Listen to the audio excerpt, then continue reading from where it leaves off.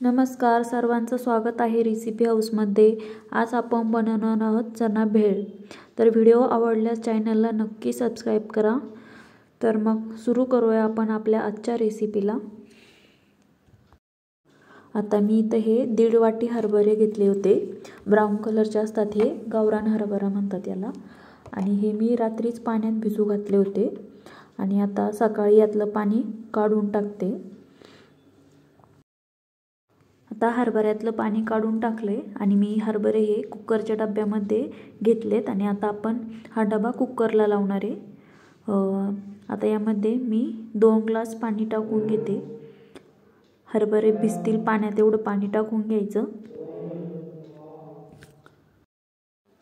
आता हे डबा मी कुकरला लावून घेते। आता कुकरच्या मीडियम फ्लेमवरती 3 ते 4 शिट्ट्या होऊ द्यायच्यात आणि मग चेक करायचे आपला हरभरा शिजलाय का नाही। आता हरभरे शिजतायत तोपर्यंत आपण त्यासाठी लागणारे जे मसाले आहेत त्याची पेस्ट बनवून घेऊया। इथं मी 1 चमचा लाल तिखट घेतले।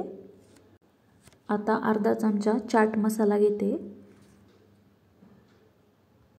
अर्धा चमचा गरम मसाला घेतलाय। अर्धा चमचा जिरे पावडर घेते। 1/4 चमचा हळद, 1/4 चमचा काळं मीठ, 1/4 चमचा धने पावडर टाकते।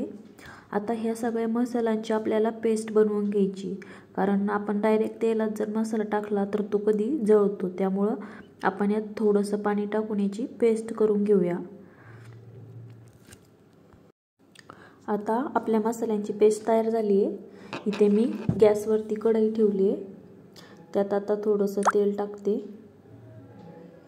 आणि आपल्या हरभरे पण शिजले। आता आपल्याला हे हरभरे कढईमध्ये परतून घ्यायचे। आता तेल गरम होतंय। आता तेल गरम झालंय, त्यात टाकते थोडेसे जिरे आणि 1/4 चमचा हिंग टाकते। आता जिरे ते गरम झाले की त्यानंतर आपण जी मसाल्यांची पेस्ट बनवली होती ती टाकून द्यायची आणि याला 1 मिनिटभर असंच परतून घ्यायचे।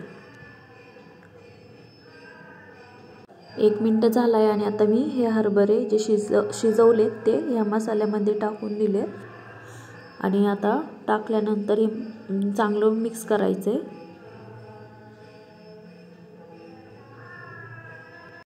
आता 1 ते 2 मिनिटं झाले त्याला परतून। आता गॅस बंद करते आणि एक भांड्यामध्ये मी हे चणे काढून घेतले।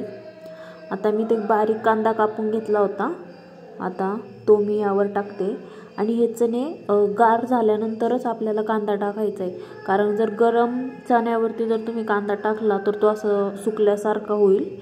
त्यामुळे हे थंड झाल्यानंतर टाकायचे।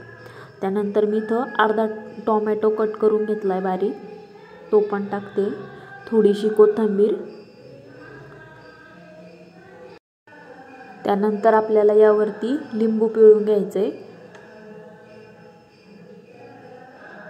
आणि त्यानंतर त्यावर टाकायची बारीक शेव। नसल नाही टाकली तरी चालेल, पण शेव टाकल्याने छान दिसते। आणि आता हे सर्व व्यवस्थित मिक्स करून घेते। सुरुवातीला मी जेव्हा कुकर लावलं तेव्हा डब्यामध्ये जे मी हरभरे लावले होते शिजवायला, त्यात मी तुम्हाला मीठ टाकायला सांगायला विसरले। तर आपल्याला हरभऱ्यामध्ये शिजवताना मीठ टाकायचं आहे चवीनुसार, त्यामुळं हरभऱ्याला अजून छान चव येते। आता आपली भेळ मिक्स करून झाली आहे। आता मी ती एका प्लेटमध्ये काढून घेते। आता मी भेळ प्लेटमध्ये काढून घेतले आणि त्यावर पुन्हा टाकते बारीक शेव डेकोरेशनसाठी। खूप छान लागते ही भेळ, तुम्ही नक्की ट्राय करून बघा। व्हिडिओ आवडल्यास लाईक करा, शेअर करा आणि कमेंट करायला विसरू नका। चला पुन्हा भेटूया नवीन रेसिपीमध्ये।